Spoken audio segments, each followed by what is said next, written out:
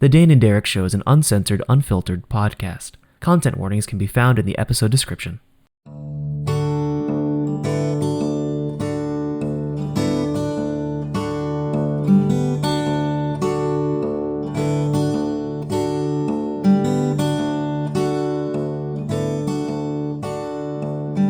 Hello and welcome back to the Dane and Derek Show, a podcast where two nerdy friends keep in touch and shoot the shit. My name is Derek. I'm a writer and director, and I play a lot of tabletop RPGs. And with me today is my good friend Dane. Hi, I'm Dane. I'm sometimes I'm a musician, and most of the time I'm a podcaster, and most days, almost every day, I do writing, and always loving tabletop RPGs. That tends to overlap with all of those, actually. Yeah. Interesting. Yeah, I feel like tabletop RPGs overlap with a lot of art. Like if you can play a tabletop RPG, you can do almost any kind of art. Agreed. Yeah, there we go. Yep. There it is. That's the episode. No, I'm kidding. Done. You can find me on Twitter at no, I'm kidding. Dane.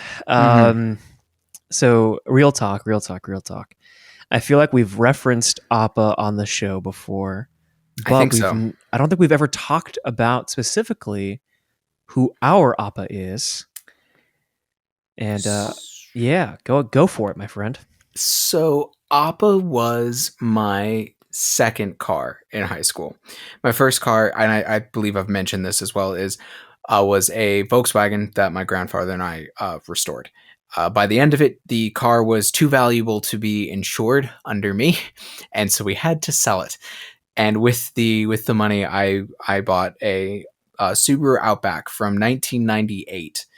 In 1998, it was the top of the line Subaru Outback, but it was 2012, 2013. So it was getting up there in age. Appa was a deep maroon red. Not like you might expect that if we were to name a car Appa, it would be white. You would be wrong. It was like deep red. And I was okay. Let me think about this. So we had a pretty like tight knit group of friends in high school, but not a ton of us drove early on. Our Correct. friend Christina drove like right away, right off the bat. Yep. And Amy drove right away, right off the bat. And then I think I was next. Correct. And then it was like a long time before like you or Julia or anybody else kind of like jumped on board. Right. And the thing to know is that if you've heard the episode about the fire that I caused, I was a bit of a troublemaker, not like a bad troublemaker, not like, but like kind of an accidental troublemaker, and also kind of like I'd fuck the rules a little bit sort of troublemaker, not in like I wanted to like get drunk and high and like get people like fucked up, but just in a like, this is a stupid rule and I'm not going to obey it. And to be fair, all of this runs back to the fact that I had cancer. Like this all comes back to the fact that like my whole philosophy going through like high school was definitely, I did not almost die to follow your stupid ass rules. And so Amy and Christina were pretty religious about the fact that there's a rule of when you first get your license, you can basically have no passengers. And then halfway through the year, you can have one. And then by the time, like at the end of the year, you can have as many as you'd like. I did not follow that rule even a little bit, like not even close. Yeah, like definitely some days where we had people in the trunk. Yes, there were days when we had people in the trunk. There were days when I couldn't see out the back because of all the props. And for other story, there are other stories I will tell at some point, I'm sure, about my driving, because I was not a great driver in high school until about the back half, at which point I improved. And now, according to all of my friends, I am the safest driver anybody knows. But anyways, so Appa was this Outback, right? Like old kind of beat up Outback. There was a hole in the roof. There was one that I put there, like not like in like the roof, but in like the kind of like the ceiling of the car, not the metal, but like the weird like fabric. One that I put up there from fist pumping from awesome music. Another that was a high five that me and my friend Nathan did so hard because I kissed a particularly pretty girl. Like this was the car, right? Like it's dumb high school shit. Like we threw trash at the bottom of the seats and it didn't matter. Like it was just that, right? Mm-hmm. And like I loved this car. I loved this car all the way up until it died my junior year of college. My current partner Gracie was driving it and it just died the day we were actually flying out to California to pick up a brand new car for her. Because, and she, at the time she had been driving it more than I was because she had a job and I could walk to class. So like Appa lasted until the absolute last minute. And the other thing to know about Appa is that Appa was a little unreliable. Broke down in the middle of an intersection once. You weren't there for that, but it did. With the same guy who I lit the band room on fire with, actually, hilariously enough. Wow. Yeah. With Tanner. And Nathan, actually, who helped me put the hole in the roof. And our other friend, Callie. Anyways, that's a different story. This story is with you and me and Mr. Will Banks. We were going to BIFF, the Boulder International Film Festival, where we were all in the youth. We worked on the youth program there. And I would drive. Like, basically, that's what I would do. I would drive us out to the film festival on mostly on the main weeknights, but I would usually go for a little extra because I was pretty involved. And eventually, by the time the festival rolled around, we would be there like a couple nights a week. And the offices were on Pearl Street and then a little bit off Pearl Street on Spruce. For anyone who lived in and around Boulder, Pearl Street is basically the heart of the town, depending on who you ask. Which meant there was not a lot of parking ever because there's a ton of restaurants and bars and stuff, and so people were always going. So we had to park forever away and then walk to the office. We would go. And then we would go back to the car, which was also a walk, a schlep. And then I would never get home until like 9:00 because I dropped everybody off. Which by the end was like, 5 people. So it was like forever. Yeah. Anyways. But, and it was always like pretty much for the most part in the winter time. So there was always snow. Always snow. Sleet. It was always cold. Yeah. Good times. Yeah. So this particular time, normally we would park on, I believe, 18th. And I would just kind of make a point of like, I park on 18th. I know where the car is. Done. And then we would walk back. This particular time, there was no parking on 18th. I don't remember exactly where I ended up parking, but I parked somewhere. We go, nobody thinks anything of it. And as we are at the office, unsurprisingly, like you said, it starts snowing. No big deal, right? No big deal. And we start walking back, and we're with Clara, I believe. I don't think we were with Sam yet, but it was you, me, Will, Clara. And we walk, and we can't find the car. And we walk, and we can't find the car. It's like it goes like by for like 30 minutes. And like I had like a beeper, right? And like we're kind of like doing like the trick where you put it under your chin and use your head as like a fucking antenna, all this stuff. Like, and it just won't go off. We can't find it. So this 30 minutes go by and I don't remember, but Clara has something. So she calls her dad. We walk her, you, me, and Will, we walk back to the office. Her dad picks her up and like, I'm so apologetic. I feel so bad about this. And they go. And so it's you, me, and Will. And it's getting dark. It's still snowing, and it's snowing heavier and heavier as we go. Like big, puffy white flakes, like that kind of snow. And I distinctly remember this. Will had just been broken up with. hilariously by a girl I would go on to date like 6 months later. High school's Oh. stupid. Um, Okay, yeah, it's starting high to come school's back to me. It's starting to come back to me. yeah. Um, so we're walking and we can't find the car. And Will is like the whole time making all these jokes. Will is a very, very funny person. Yeah. And Will is making these jokes like stuff like, and I'm gonna butcher his material. Like, imagine if I was funnier. Um, like he would say stuff like, "It's okay. Like now I'm as numb on the outside as I am on the inside." You know, just like funny shit, right? And like you and I are cracking up, and like we're progressively cracking up more and more because we are genuinely really cold, and it's like it's not quite a blizzard, but it's getting there, Yeah. and we cannot seem to find it. So we walk for about an hour. We go to a pizza place on Pearl. We buy a couple slices of pizza, and at the time, I'll add this is like just like um I was kind of like my home life at the time was not super great, so I didn't really want to call my parents. I was kind of afraid that they'd be mad at me. At a later time, I had lost the car so bad. By the way, this was not the last time I lost Appa. I lost him twice more in Boulder and once in Durango.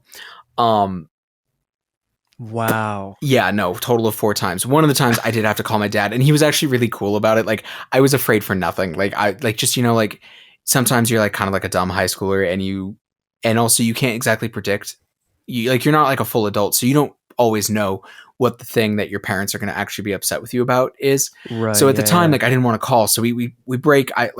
We buy pizza, we eat. We're still laughing, kind of having a good time. We go back out for like another 30 minutes. We're just walking aimlessly in the dark. Um, like, and just like with all the male privilege, right? We were perfectly safe. We were like like Mhm. three like big-ish kind of dudes, high schoolers walking around on the streets of Boulder. Like nobody was gonna like. I'm sure if there had been people out, they would have crossed the street to avoid us. Uh, Male privilege, right? Like Mhm. lame, but we didn't know. And it let us at least have a good time. I hope we didn't scare anybody, but um, I mean, Boulder kind of shuts down at a certain part of the night, so it does. it And it was also, probably pretty empty. it was like dead because we were walking in neighborhoods, like kind of nice neighborhoods too, right? Like Mhm. anyone who can live off of Pearl is even back then has money, like Yeah. money. Yeah, Like yeah. we weren't on the hill where all the college kids are, where we would have like fit in perfectly. Mhm. We were just three guys walking around. Um, so it's finally like 2.5 hours of this. Like we are like punch drunk, ice cold, had eaten garbage food. Um, when we finally find Appa, like it's been like 2.5 hours. We get in the car. I turn Appa on, and it's so fucking cold. Like we had run into like some of these houses have like vents where like the dryer like vents steam like coming out of the house. Um, I don't know if you remember this, but at least Will and I ran over and like stuck our hands in the steam for a little while from somebody's house to like warm up while we were searching. So it's like 8 o'clock, 8:30 at night. It's basically a blizzard now. We finally got in the car, and like my hands are too cold to like drive. So we have to sit there for like an additional like 20 minutes while my old ass car like warms the fuck up. Um, and eventually we get home, and like the story ends fine, right? Like it's not like we got into that much trouble, but it's just this thing of like, how did I lose a car? And then how did I Wasn't do it it again? Like how did I not learn my fucking lesson from this wasn't the like car yeah. oh, it's I wasn't it like wasn't there like a tree that was like blocking the car for some reason and we didn't see it? Yeah. In the end, it was the fact that we were one block further north than I expected. And the one time we had gone that farther, the car was behind a tree. So we didn't see it. Uh, okay, yeah, I remember that now. Yeah. Yeah. So it's just sort of this like it's not quite as, the story isn't quite as like tumultuous as like the fire story. Um but it is like really indicative. Like this story kind of explains to me what my high school experience was. It was getting up to trouble, not real trouble. Like I'll say that the fire, like lighting the band room on fire story, because it was also a punishment for actually doing some shit, was like more like actual like, should you have been doing that kind of trouble. But like this is like for me what high school was. It was like you and me and Will, or our buddy Nathan and Robert, or Jules or Clara, or any number of these people who we hung out with regularly, just kind of getting into a situation that wasn't Mm-hmm. actually all that dangerous. It was just kind of like, what the fuck? Like, what the fuck? You didn't call somebody? You didn't like, no, what was your solution? Oh, we're just gonna wander around for a couple hours and hope that the car hadn't been like stolen, like, Yeah. No, yeah. Because I mean, back then, right? Like, I don't know, like phones died pretty quick. mm-hmm. Yeah. um, and yeah, it's Boulder. I mean, Colorado is one of the, you know, safest states in the country. So yeah, we weren't in any danger, but certainly it was cold. Certainly it was not fun to be that cold. It Um, it wasn't smart. Like that yeah, wasn't the smart thing to do. Like that's the thing, right? Like you at that age, you make dumb mistakes because you don't have experience, not because you don't have like the mental capacity, yeah. you know. Oh, were you wearing that leather jacket or were you wearing your winter brown hooded jacket? I was wearing the puffy brown hooded jacket, which I still have. Gotcha. Yeah, I don't have the pea coat I was probably wearing back then. I don't have that anymore. Was that the dark blue one? Yeah, I don't have that jacket anymore, Yeah. unfortunately. I feel like No. Will was wearing that striped snowboarder jacket Probably. with like the Probably. blue stripe, I think. Mm-hmm. Classic. Yeah. But yeah, and like that's the thing. Like I would say that this story tells you a lot about like me and like my like flaws as a person, right? Like this is not the only story I have of losing my car. This is not the only story I have about doing dumb shit in the snow. Outside of a car or inside of a car. Like Yeah. the thing wasn't that I was like I any high schooler can be mean, but like I think I was a little reckless, if that makes sense. Like a particular Yeah. sort of reckless. Like Yeah. You were you liked to be on the edge, but you weren't like gonna go tightrope walk or slack line across the Grand Canyon, you know? Like you I don't know. I definitely like I think you were a lot more willing to have fun, but you also like knew where the line was, you know? And I think that like I think in a weird way like that recklessness maybe was a flaw, but knowing that line and when not to cross it was I think one of your strengths, you know?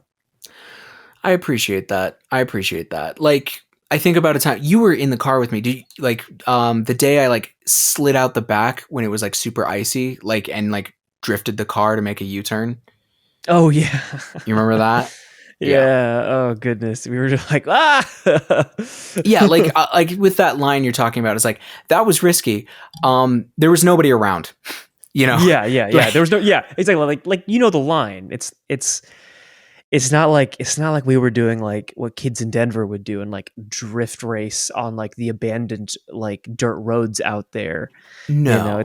it's not like we were doing that stuff. And like at no point were our lives at risk. Like I would argue that our lives were more at risk when we were making those sword and sorcery movies Yep. because we were running around with swords in a meadow hacking watermelons behind a Safeway. Yeah. Like that's just a recipe for a lot of things, you know, and Too many sharp objects. yeah, too many sharp objects in suburbia, Yep. um, where people are bored and it's really quiet and they can hear everything you say and scream, Yep. uh, and like it's a thing. Like I don't know, like yeah, Yeah, like it's yeah, I don't know. Yeah, I think reckless is a good way to put it, but like you weren't like reckless in the sense of like yeah, like you didn't like try to soup up Appa and go become a professional drift racer in the last no. half of high school. You just like if I was like a stickler for rules, you were sort of a little bit more willing to be flexible with rules. And Yeah, and I would say flexible, not break rules, because like there weren't very many rules you necessarily broke. You just either like flexed it to your will, um, or you just didn't acknowledge that those rules sort of like were important to the situation. yeah, like I in high school, like again, I'm not even sure reckless still might even be too strong. It was just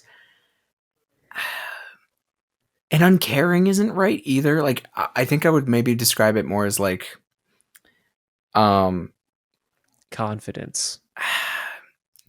I would say like the way it like maybe yeah, like I had a certain like confidence in like in the idea that some things are more important than arbitrary rules.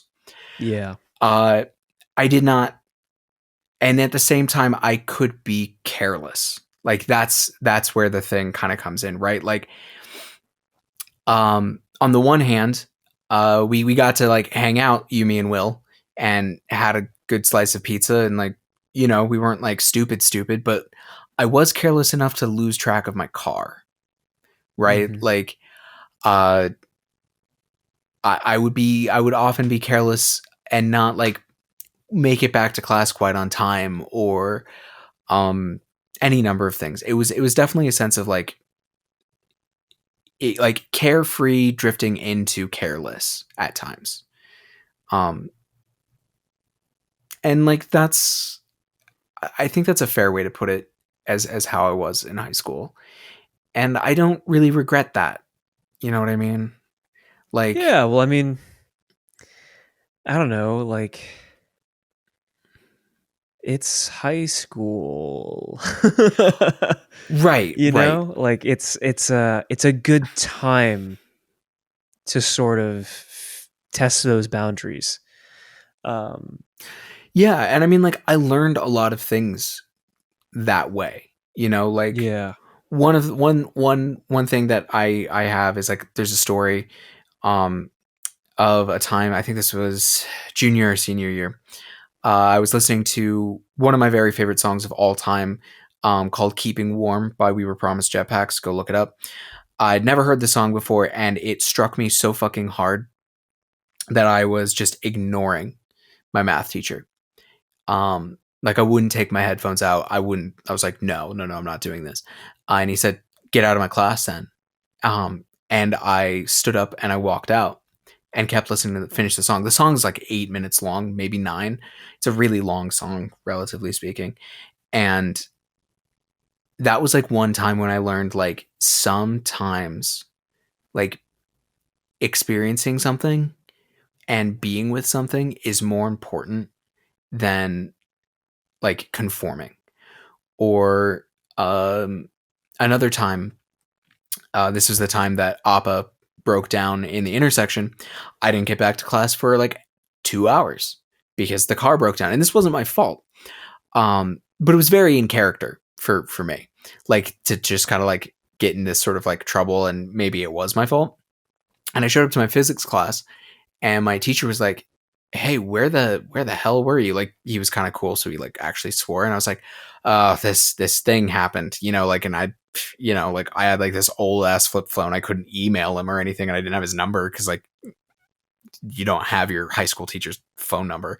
So I was like, this is what happened. And he's like, oh, cool. I'm going to unmark you as absent. That's not your fault. Like, Mm-hmm. you know, and like, that was the time I was like, oh my God, like this is a human being. Like, oh, we're like people. Like he's a person and he's acknowledging I'm a person, that this wasn't my Yeah. fault. Right. Like, Mm-hmm. or another time, I had gone off campus right before a pep assembly. Like I'd gotten out, I'd snuck away in time. Um, and I came back, and the pep assembly wasn't quite over. And a teacher who I remember his name, but I won't name him just in case he still teaches, and I don't whatever. He was standing in front, and he looked at me as I was like walking back up. I was like, hey, because he was like literally my teacher for one of the classes, and he's like, don't come out of the parking lot. I was like, what? Why? Why not? And he's like, if you come out of the parking lot, then technically you're back on school grounds, and then you're in trouble for skipping the pep assembly. I was like, oh, really? And he's like, yeah, that's the technical rule. But if you stay in the parking lot, you're not technically on the school grounds. So then I don't have to do anything.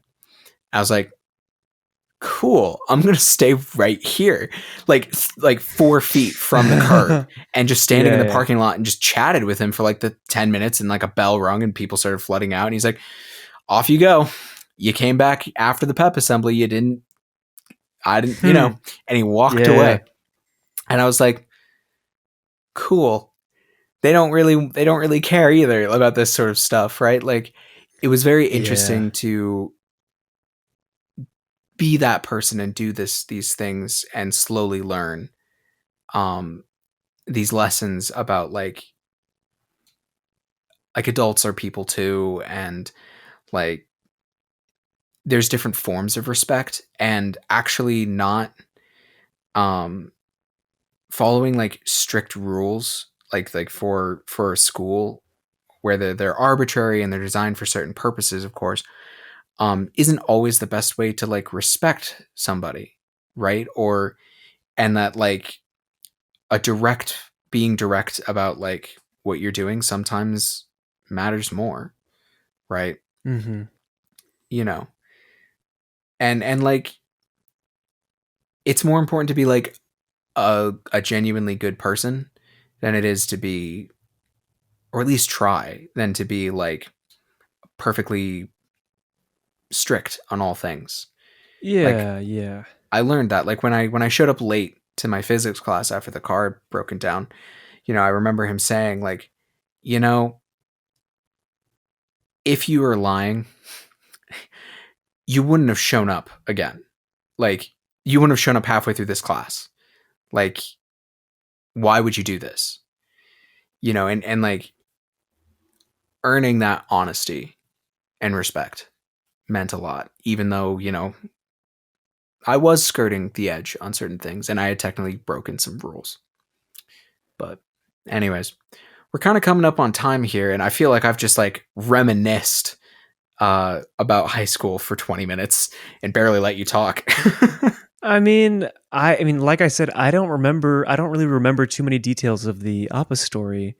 So it was kind of cool to kind of like try and like remember as you were telling the story. And just like some of these other things that I kind of like remember you talking about. Like I remember the pep assembly you skipped. Because it was like one of those pep assemblies where I was like, "Oh, where's Dane?" Okay, I guess he's gonna miss me being super obnoxious as I scream at the top of my lungs. Uh, it's like there's things like that where I'm like, "Oh yeah, that's fun, that's cool." Yeah, and I mean, to be fair, like you weren't always with me when I got up into this sort of quote unquote trouble. Yeah, you liked pep assemblies. You enjoyed them. I enjoyed them because I could be loud and no one could tell me otherwise. Fair. And like, to be honest, most of our mutual friends were also pretty rule abiding, like Amy and Christina, Yeah. So like you guys weren't there when I was kind of getting up to shit, Shenanigans. Yeah. But it was like really, there was one time that like this will be the last story I tell about this today. One time we were all hanging out together, and like Christina and I were the only ones who had cars right at that moment who were driving. And so we had to like split up so that there were enough seatbelts. And the funniest fucking thing happened, which was, I think it was you, me, Jules, Nathan and maybe Will Cordell. We all go and pile into my car. And then everybody else piles into Christina's car. And it's summer, so we both have our windows rolled down. And Christina's car turns on super smoothly. And like genuine classical music just starts wafting from her windows. And like my car like has to turn over a couple times and then like comes to life. And I had like the Fratellis, which is kind of like a, not like super hard rock, but like kind of a rock band from Britain, like just like midway through like kind of like one of their heavier songs just starts blasting out mine. And she like kind of rolls out and I just like pop it in and then just go. And it was just the funniest thing to see that like that contrast, right? Huh? We challenged them to a race. We did challenge them to a race. I don't remember. We were going to get food of some kind. Yeah, I just remember being obnoxious in the vehicle at the time. Well, yeah, because we won. Yeah. Oh, yeah, we won. Because I'm pretty sure they weren't trying to win, but we were very adamant that we were trying to win. Yeah, we had decided it was a race. Yeah. And we were going to win the race we started. Yeah. But yeah. Oh, good times. Yeah. Well, that's it for this week, folks. Sooner or later, we'll have more stories to tell on this show. But for now, you can see what movies I'm watching on Letterboxd at Benig-Aiello. And Dane, where can we find you and your work? You can find my show Diceology, which is spelled like the science of dice, on iTunes, Stitcher, Spotify. And I guess you can follow me on Twitter at Dane_Fogdall. I'm not really on there. I keep saying this. I gotta have somewhere. Maybe I should go back to Twitter. I don't know, man. Social media stresses me the hell out. Just get a website, man, so you can post your writing there. I know. And then you don't got to worry about being social on social media. I guess. That makes sense. Yeah. It's a thing. Maybe I should do a Substack. There we go. Thanks for hanging out with us. Maybe Dane will have a Substack next time we do an episode. Who knows? Maybe. Maybe. But for now, and happy Wednesday. Catch you later.